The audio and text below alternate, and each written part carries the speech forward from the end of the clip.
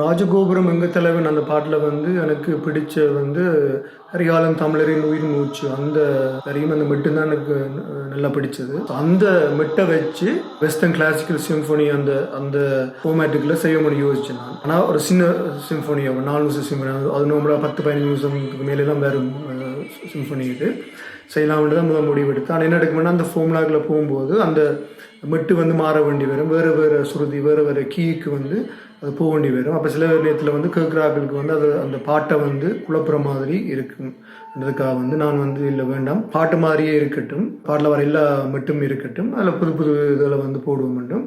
அடுத்து வந்து அந்த பாட்டில் நீங்கள் கேட்டிங்கன்னா ஒரு குதிரையில் போகிற அந்த குதிரை அந்த அந்த அந்த எஃபெக்ட் அந்த ஃபீல் வந்து இருக்குது, அதையும் இதில் கொண்டு வர வேணும் என்று நான் விரும்பினான்.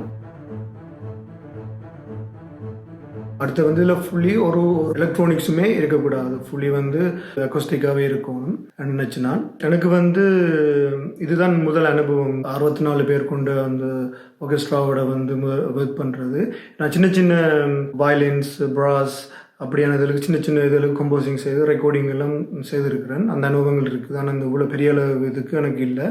ஸோ நான் வந்து நிறைய பயந்தேன், நான் என்ன நடக்க போகுது, எப்படி நடக்க போகுது, அது அவங்களால ப்ளே பண்ண முடியுமா அப்படி இப்படின்னு நிறைய பயந்தேன் நான்.